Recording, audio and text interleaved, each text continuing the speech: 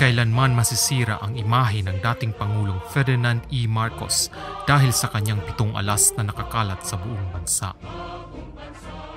Simulan natin sa ika-7 alas na matatagpuan mula Quirino Avenue sa Maynila hanggang Southern Tagalog Arterial Road sa Santo Tomas, Batangas.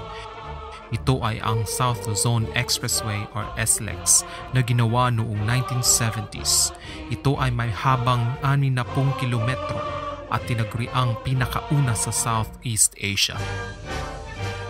Ang ika-6 na alas ni Marcos ay matatagpuan mula EDSA sa Quezon City hanggang Mabalacat, Pampanga. Ito ay ang North Luzon Expressway or NLEX na ginawa rin noong 1970s. Ito ay may habang 84 na kilometro at tinagurian ring pinakauna sa Southeast Asia. Kasama sa NLEX ang Candaba Viaduct na tinaguriang pinakamahabang viaduct ng bansa sa habang 5 kilometro. Ang ika-5 alas ni Marcos ay matatagpuan mula Baclaran hanggang Monumento. Ito ay ang Manila Light Rail Transit System o mas kilalang LRT-1 na binuksan noong 1984.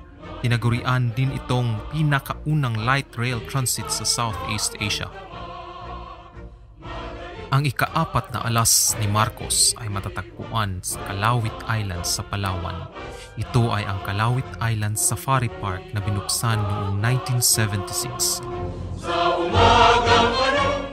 Ito ay may lawak na 3.7 hectares at may 8 uri ng hayop na mula pa sa bansang Kenya.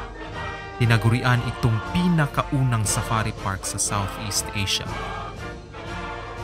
Ang ika-3 alas ni Marcos ay matatagpuan sa pagitan ng Samar at Leyte. Ito ay ang San Juanico Bridge na binuksan noong 1973.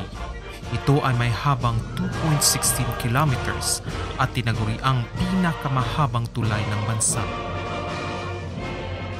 Ang ika-2 alas ni Marcos ay matatagpuan sa probinsya ng Bataan. Ito ay ang Bataan Nuclear Power Plant na huling na inspeksyon para sa kaligtasan noong 1985 ng International Atomic Energy Agency. Inaasahan sanang makapagbigay ang planta ng 623 megawatt na kuryente, ngunit di pa rin ito binuksan simula noong nangyari ang 1986 EDSA Revolution. Ang nuclear power plant na ito ay tinaguriang pinakauna sa Southeast Asia. At ang pinakamalakas at numero 1 alas ni Marcos ay matatagpuan sa Visayas. Ito ay ang Leyte Geothermal Pilot Plant na binuksan noong 1977 at tinaguriang pinakauna sa Southeast Asia. Sa unang bahagi ng operasyon, ang planta ay nakapagbigay ng 3 megawatt na kuryente.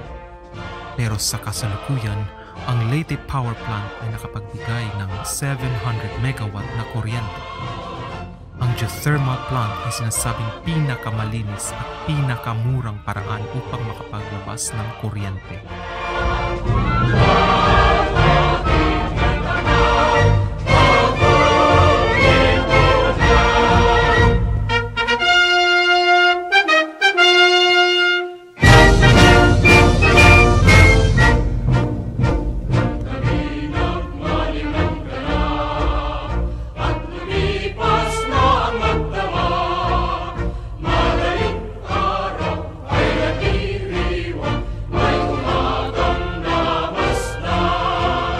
Bumibira